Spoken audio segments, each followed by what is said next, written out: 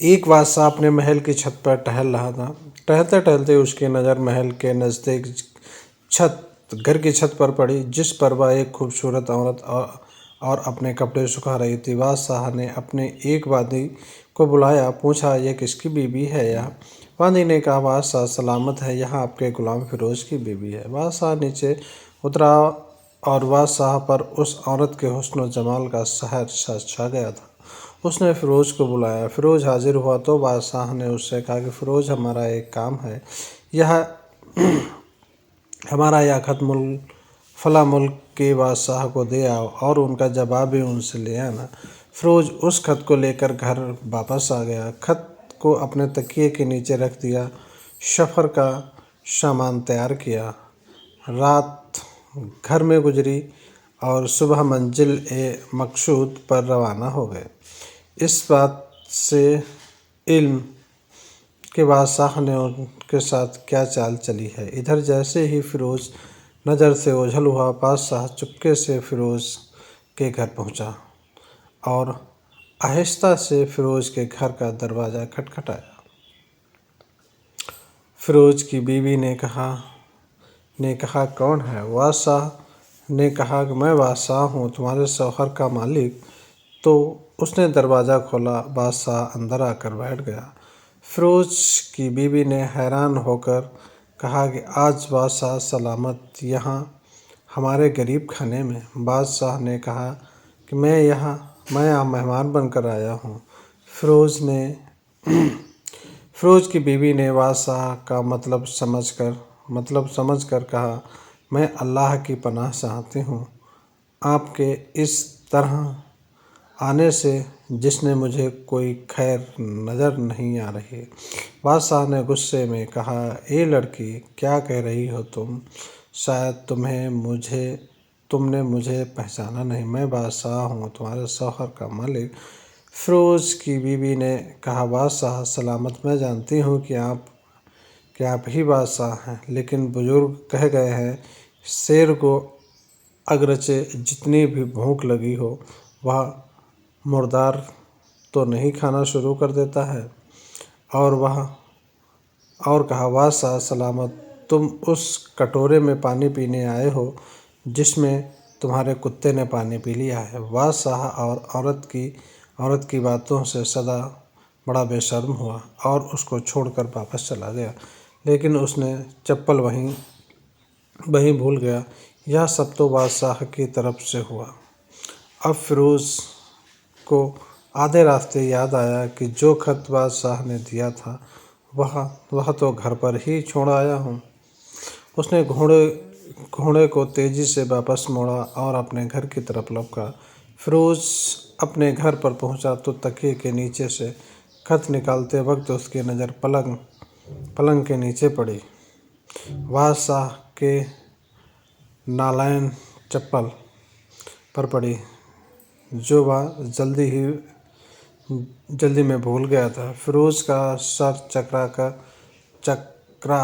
कर रह गया और वह समझ गया कि बादशाह ने उसे सफ़र पर सिर्फ इसलिए भेजा था ताकि वो अपना मतलब पूरा कर ले। फिरोज किसी को कुछ बताए बगैर गुपचुप घर से निकल गया। खत लेकर वह चल पड़ा और काम खत्म करने के बाद बादशाह के पास वापस आया तो बादशाह ने उसे इनाम के तौर पर 100 दीनार दिए। फिरोज दीनार लेकर बाजार गया और औरत के इस्तेमाल के कीमती कपड़े और कुछ तहाइफ भी खरीद लिए। घर पहुंचकर बीवी को सलाम किया और कहा, चलो तुम्हारे मैके चलते हैं। बीवी ने पूछा, यह क्या है? कहा, बादशाह ने इनाम दिया और मैं चाहता हूँ कि तुम यह पहनकर अपने घर वालों को भी दिखाओ। बीवी जैसे आप चाहें। बीवी तैयार हुई और अपने बलिदान के घर अपने शौहर के साथ रवाना हुए। दामाद और बेटी और उनके लाए गए तोहफे को देखकर वह लोग बहुत खुश हुए। फिरोज बीवी छोड़कर वापस आ गया। 1 महीना गुजरने के बाद न बीवी का पूछा और न उसको वापस लाया। फिर कुछ दिन बाद उसके साले उससे मिलने आए और उन्होंने कहा कि आप हमारी बहन से गुस्से और नाराज़गी की वजह बताएं या फिर हम आपको काजी के सामने पेश करेंगे। तो उसने कहा कि अगर तुम चाहो तो कर लो, लेकिन मेरे जिस जिम्मे उसका ऐसा कोई हक बाकी नहीं जो मैंने अदा न किया हो। वह लोग अपनी केस काजी के पास गए और काजी ने फ़िरोज़ को बुलाया। काजी उस वक्त बादशाह के पास बैठा हुआ था। लड़की के भाइयों ने कहा, अल्लाह बादशाह सलामत और काजी साहब को सही सलामत रखे। काजी साहब, हमने एक शरकब्ज रक्त फलों से भरा हुआ और साथ में मीठे पानी का कुआं इस शख्स के हवाले में दिया था, तो उस शख्स ने हमारा बाग उजाड़ दिया, सारे फल खा लिए, दस्तखत काट लिए और कुएं को खराब करके बंद कर दिया।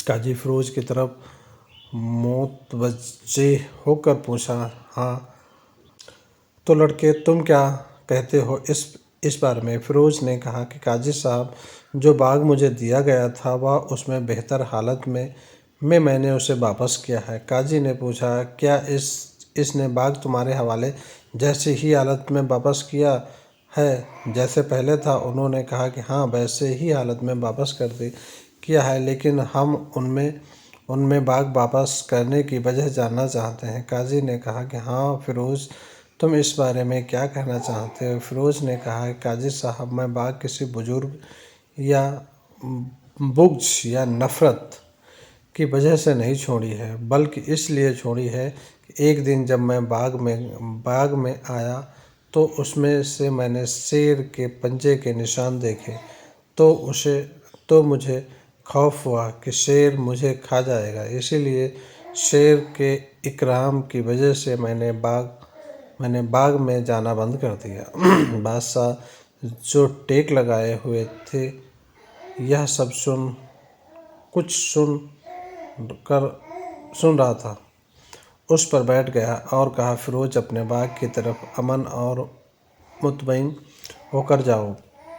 अल्लाह की कसम, इसमें कोई शक नहीं कि शेर तुम्हारे बाग में गया था, लेकिन वह वहाँ पर न तो कोई असर छोड़ सका और न तो पत्ता तोड़ सका और न ही कोई फल खा सका, और वह वहाँ थोड़ी देर रहा और मायूस होकर लौट गया। खुदा की कसम, मैंने कभी तो तुम्हारे जैसी बाग के गिरते बहुत मजबूत दीवारें नहीं देखी। फ़िरोज़ अपने घर लौट आया और अपनी बीवी को भी वापस ले आया। ना तो वो काजी को पता चला कि ना किसी और को कि माजरा क्या है। क्या खूब बेहतर है कि अपने अयाल के राज को छुपाने के लिए लोगों को पता न चले कि अपने घर